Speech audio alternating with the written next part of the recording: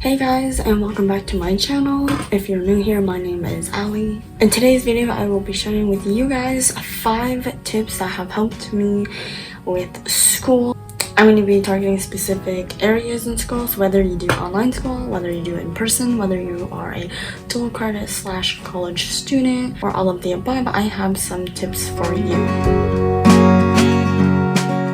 Alright, and for those of you who don't know, the dual credit is a program that allows students to take college courses. For an example, if your requirement to graduate your high school is to take a biology class, then you can take a 101 biology class with a college, and then they will just transfer the credits over so that you have both a high school and college credits covered for that biology class. So it will show up on your high school transcript as well as your college transcripts that is going towards your degree. And the way that you can get started is simply by going to your counselor or advisor, whichever one, at your school if it's in person, and just talk to them about the dual credit program and see if they even have one. I know that most high school or even like junior high will have like the dual credit program available for you. There are probably some that don't, I don't know,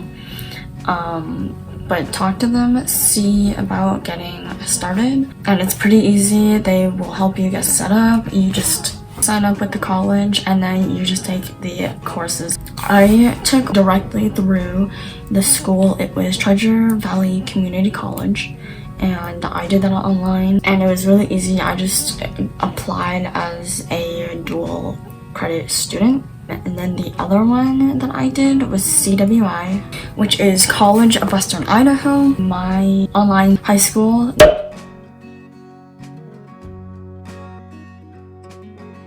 So that was really convenient. I just took the courses through them. And they just made sure that I got the credits. You can also, of course, do the dual credit classes in person. That's what I'm doing right now because I have my online high school, but then I'm also taking dual credit classes at the nearest community college. I go in person and I just go to my classes like a normal college student. Okay, and then to educate you guys a little bit more on like the benefit side of why you should enroll in this program is because Idaho Advanced Opportunities is a funding that is completely free, and it gives students from 7th to 12th grade free $4,125 completely free from the state.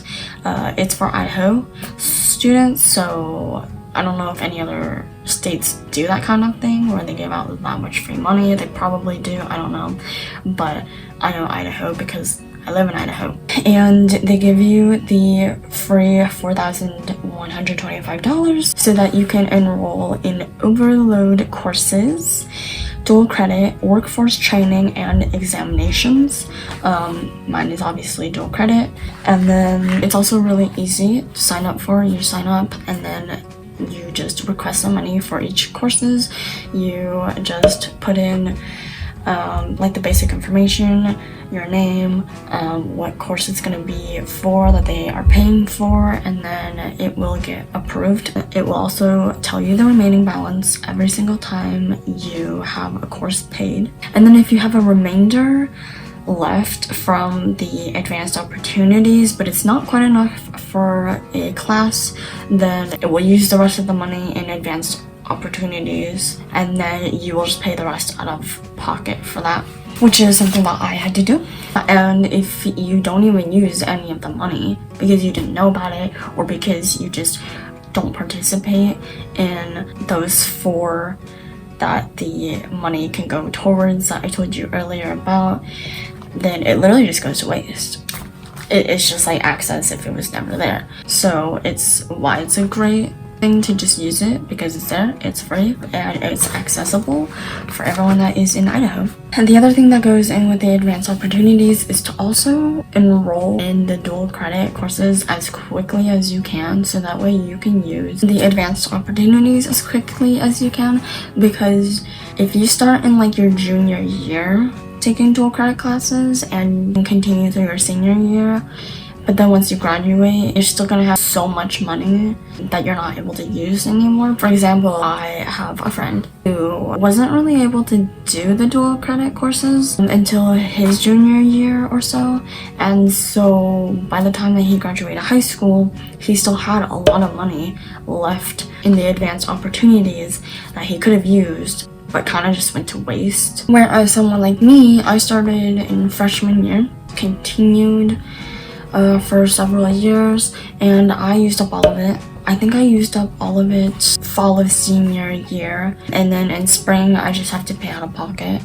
And then another benefit of partaking in this program is that when you want to take college courses for high schoolers, if you take your college courses in high school, colleges make it a lot cheaper for high school students.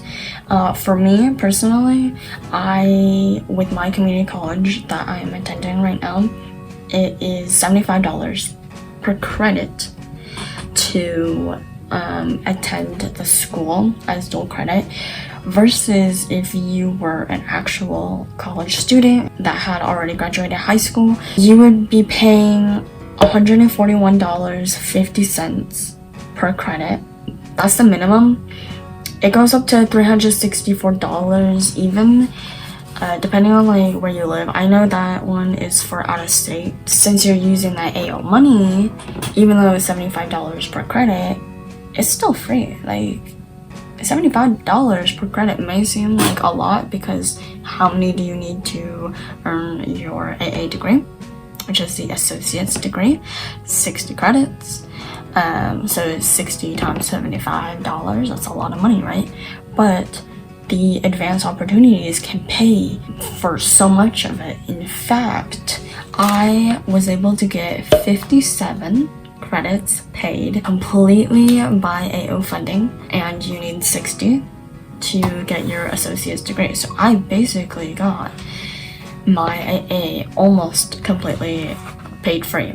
The amount remaining that I had to pay out of pocket was only around a few $100s in order to finish up my degree. And then some benefits of getting your AA by the time you graduate high school is that it shortens your post-secondary schooling. So if you want to go to university, it will shorten that time up, meaning that you will save thousands and thousands of dollars, because you will have less years that you will need to attend at the university, of course depending on your major. And then the other thing is that when you don't want to go to post-secondary school, so like a university, having your AA degree by the time you finish high school and you apply for a job, that means that the business you're trying to apply for will automatically recognize that you have finished another level of schooling since you have your AA degree. So you're going to stand out more than someone else who has only just finished a high school degree. And I did put up a poll, a survey, to see what other high schoolers feel, and a couple for people who have already finished the dual credit program. So one of them was, how informed are you about the dual credit program? And the options was none, a bit, a good amount, very / I know it all. And the results came back as 29% said none, 24 said a bit, 24 said a good amount, and 24 said very / I know it all. So it's about half and half. It's like half said none to a bit, and then the other half says a good to very all. So you can already see that some of the people just are not that educated and well knowing about the program, which is a little bit upsetting, because I feel like everyone should know about the program. It is amazing and is a great opportunity. So another one is, are you interested about learning what the dual credit program is and has to offer for you? It was a yes or no. And I am a little bit shocked that like half of the people said no, just because it's a really, really good program that I feel like everyone just like needs to know about.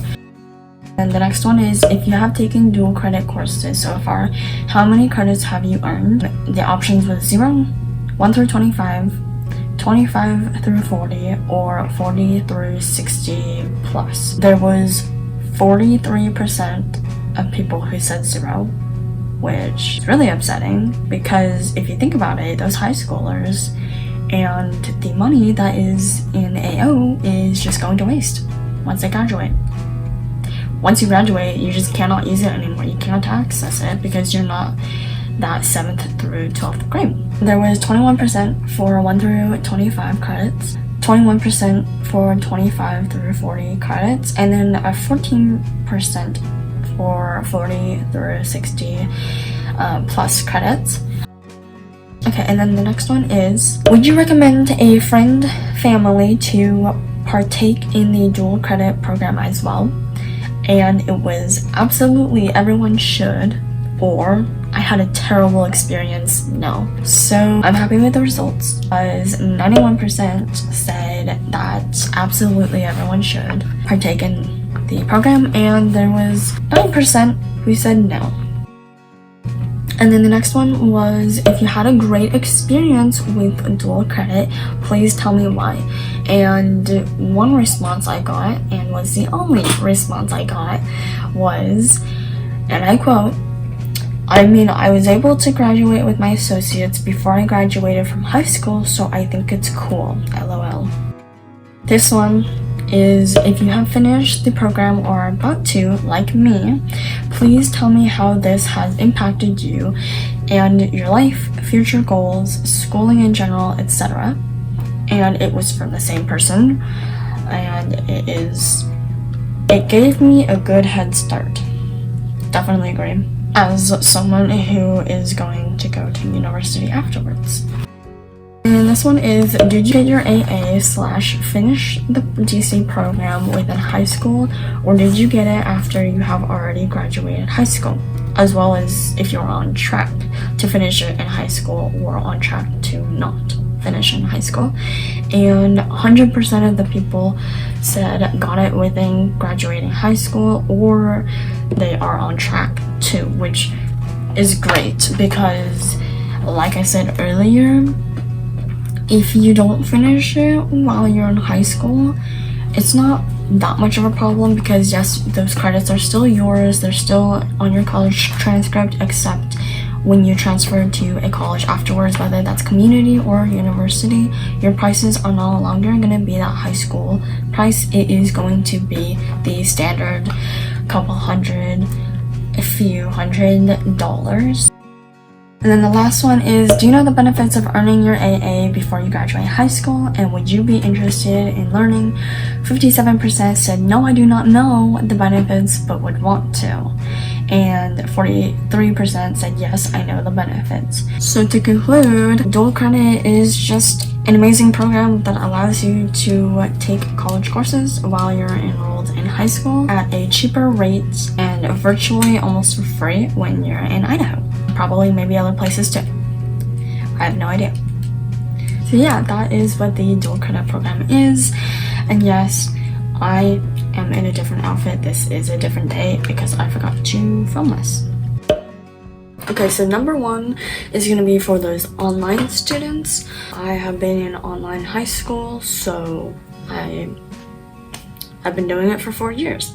And one of the biggest tips that I have gotten, the biggest advice, is to really use that grade book. I know that a lot of programs, especially if you're using that dashboard, whatever it's called, Canvas. If you're using Canvas, it usually always allows you to input a what if grade, which can be super helpful, and I used it all the time, and I still continue to, because it will really allow you to prioritize on those assignments that are going to be the most important. Not only do you want to look at what percentages each assignment is project 25%, homework 15%, etc. Using that what if is like a big advantage with online classes. Now you can do it with in-person classes. You can just like ask the teacher what the percentages of each like assignment is worth, but doing it by calculator and by hand is just tedious. And is everyone really gonna do it? No. So there is a place in Canvas or whatever it's called, where it will have your grade book, and then it will tell you like what percentages each assignment is worth, and then you can input a score, and then it will give you the grade based on what if you put in. So if you're like, oh, what if I got a 90% on this history exam but a 20% on the homework assignment, how would it affect me as your overall score? Then you can totally do that. It also just saves you a lot of time, so that way you have an idea going into an assignment ahead of time to kind of like guesstimate what your final grade in the class could be due to what you get and how hard you worked on the assignment. If you want to be lazy and you can still get that A with that final assignment or a different assignment and only do like a C on it and still get an A in the final course, and you can totally do that because you saw the what if. And yes, the gradebook itself does say like, oh, project is worth 50%, so obviously you're gonna want to take more time on the projects versus homework assignments worth 15%. But this also just allows you to kind of see like, maybe even though the homework assignments are 15%, what if you got 100% on all the homework assignments but only got like 80 or so on the projects? Then what would your final grade be? It's just a great resource and a great thing to use that can really help save your time and help you get whatever grade you are aiming to get. And I used it a lot and it was just super helpful. I could figure out what to prioritize above other things. That's my advice for those online students. Now my second tip works for people who are attending in-person school, so brick and mortar, physical. It's gonna be super helpful to get to know the school, get to know the teachers if you can, like your counselor, advisor, and just like mainly the school in general, especially if you have a bigger school. I know high schools and like colleges can get pretty big. I know there are smaller high schools, smaller middle schools, whatever, and it would still be beneficial to get to know those schools too. But for the bigger ones, it's like you're gonna really need to nail it down, especially if it's a college. Like you want to know which buildings are for what, like where your dorm is, where the cafeteria is, that kind of stuff. And then for high school, it's like you're gonna need to know where your locker is at and stuff. Generally for this, there are orientations which are super helpful, and whether it's required or not, I would definitely attend those because within those they usually have like a tour. If they don't have a tour available, then contact your school, the principal, or like an advisor or something, and just see if you can kind of like set up a little mini tour or something if it's not like a group orientation tour that is available, or if there's some kind of like online tour. It's just super helpful. And plus, when you're attending those orientations, you're also getting all that inside information and stuff, which can be super helpful with the clubs, events, that kind of stuff. But it's just super beneficial, and so that way on the first day of school you already know exactly where to go. You don't have to like stress out about missing your class or being super late. I know for a lot of first day students, there are a lot of late students, but do you really want to be late by like half an hour because you didn't know you were supposed to be on this end of the campus when you were on that end? No, right? Alright you guys, so my third tip is for those dual credit and college students. This one is a big tip that I've always heard, and it's to not buy books at the student bookstore, and you're just not gonna want to buy your books there. And the reason why, and even the professors will kind of help you out too and tell you not to, is because at the bookstore it is so much more expensive than if you buy it somewhere else. There are some websites and some locations that will rent you a book, sell you a book, or you know, like borrow, that kind of thing. Amazon is a great one. Just type in the ISBN number or like the title name, make sure it's the same edition or whatever. Or if you can't find the same edition but it's like the 3rd edition versus what you're supposed to get the 4th, then you can just check with your professor and see if it's okay. If you really don't want to spend all that money buying the 4th edition book from the bookstore because you can't find a cheaper one online anywhere, then go ahead and ask them and see if it's okay. And if it's not, then unfortunately you are gonna have to buy that 4th edition book that costs $200-300. But Amazon, like I said, is a great place to rent books. I'm pretty sure you can do like leaf, like loose leaf. You can do paperback, hardback. You can rent it, buy it, or borrow. It just like depends on the book. So the kind of book is just gonna come with different options, whether it has all of those or not. But it's just super easy. You just order it, ships to you, and then you have it for a semester or so, and then you can just return it. And I'm pretty sure they also notify you when you're supposed to return it, when it's getting close to the date, so that way you don't forget. Amazon. And then another one I know about is Chegs. That one is a super great one. I know you can like borrow, rent, the same thing, and it's just a lot cheaper. I got a book off there. It was definitely cheaper. Amazon was definitely cheaper too, and there's a couple other like really good ones. You just have to like verify that it's a good place to buy your books or rent them, whatever you do, and it will literally just save you so much money. I don't know why the bookstore is so expensive when they already know we're broke college kids, but okay. So yeah, that is my tip for you. Yes, it can seem tedious to literally go through all of the books you have to get every single semester and type in online and find ones that are cheaper, but in the end you're saving like hundreds of dollars. I know you can also find like the PDF version sometimes online or something like that. And the other tip that goes along with like the books is to not have the books on your first day of class, because generally the first day of class is just going to be an orientation. The professor introduces themselves, talks a little bit about themselves and what you're going to do in the class and kind of like stuff like that. So generally, at least so far, I have only had one class where we like actually did work on the first day. One. And then everything else was like, we had no homework that day, we didn't do anything. Of course, this won't go for every class, so, but yeah, so you really just don't need that book on the first day. Plus, a lot of times, the professors will help you out and they'll be like, hey, like, you don't need to get the textbook because I have a PDF file you can download right here and it's free. Or sometimes they'll give you links, like they'll actually just like give you links to another website that's not the bookstore that is cheaper. So they are trying to help you out because they understand. So yeah, that's my tip.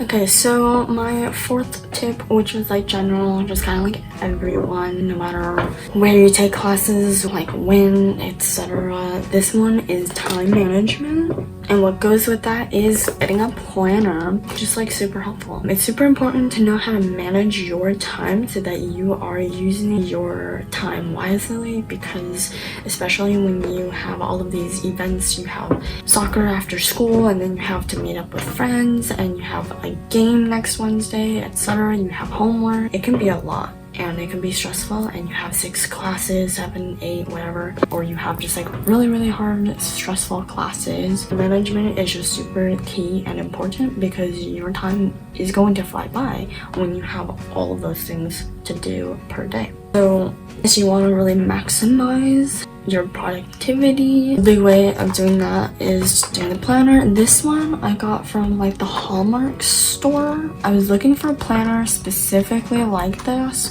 where it didn't have the written like numbers and dates in there already, because I bought it in December, I think like November, December, or September, somewhere last fall, and I just wanted to like start immediately. I didn't want to wait until January 2023, and so I got a blank one that I could start whenever I wanted. I know not everyone uses a planner. If you don't use a planner, I definitely advise you to just try it, or just do a to-do list on a piece of paper or something like that. If it's not a planner, just write what you have to do down. But my way is to use a planner. Of course, I use to-do list too. So I have like the key right here, you can see all my classes, and it's highlighted what the classes are, and then I wrote my own dates. And this one is super helpful just because it has everything. So it has goals for the month, and then it also has a habit tracker, which I know that a lot of people like to use. And then along with that, it has the weekly as well as this things to do, and then don't forget. So it goes by weekly as well as the monthly, but I typically like the monthly. That's what I use the most, is because then I can look ahead and look in the past of like all of the stuff I had to do, and I just like highlight it by the colors from the beginning that I showed you, and then as well as I just cross it off and cross off the days when they're done. Writing important dates, things to do, big ideas, celebrations, anniversaries, notes, doodle, draw, and dream, stickers at the end. Yeah, so there are just a lot of different areas to write different things. I do not use all of them. I mainly just use it for the monthly and the weekly. But there are lots of different kinds of planners, lots of different covers and designs and sizes. So if you want like a really small one to go in your purse or something, or a bigger one, all that kind of stuff, there are a lot of different planner options out there, and I just suggest trying to find one and just trying one out. Even the Dollar Tree has some too. Yeah, if you really don't want to spend a lot of money because you are not a planner person, but you just don't want to try one for the first time, yeah, Dollar Tree has some. And this time I accidentally deleted this clip, so I have to refilm it. Alrighty you guys, so my fifth and final tip is actually to attend the events. This may seem like a no-brainer, but some people are lazy, don't care, don't wanna, whatever, to just attend the events, whether it's a basketball game with your friend that they invited you to, whether it's a club that you're interested in or not even interested in, but your friend wants to do it with you and then you end up liking it, or volunteering with your classmates for an event or something. The reason why I say to attend these kind of events, any and all that are out there, is because you will meet people, you will become friends with them, long term or short term. You may find your significant other, and it can just be a lot of fun. It'll open interest to you. Maybe you attended a welding class because your friend wanted you to be there, and you're like, okay, I'll try it out for the day, and you end up loving it, and there you go.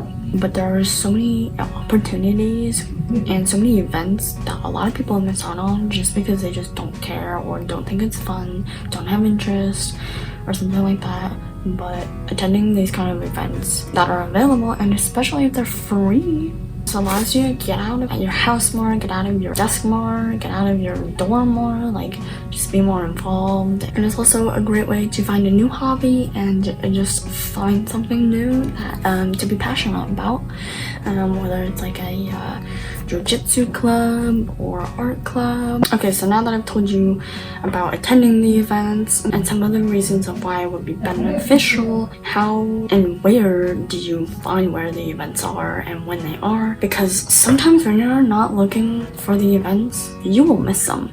Some of the ways that you can figure out what events are available to your school is to look at the posters that are hanging up around your school, and then another great way is to follow the social media of your school. They will generally post events and stuff that's coming up in case you missed those posters or didn't see them. And also another great way is emails. If you have applied to a school, like a college, they will generally email you events and stuff that's coming up, whether it's orientation day, moving day, a fair day, a day to learn more about the school and the programs and the events and clubs that it has so that you can make sure you attend those events. Alright you guys, and that concludes my video. I hope this helps you guys out, learn something new or just learn more about something, benefit you as a student in school so you can do better, thrive better, etc. Yeah, I will see you guys whenever I make more videos. Make sure to like, comment down below, and subscribe. I would love to hear any future kind of videos you want to see from me.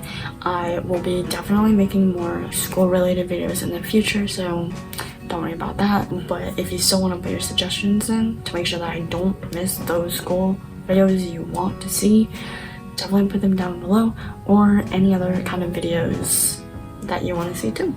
Alright, and thanks for watching. Allows you. I hope you guys. Alright, and thanks for watching. Alright, and thanks for watching. Why am I leaving?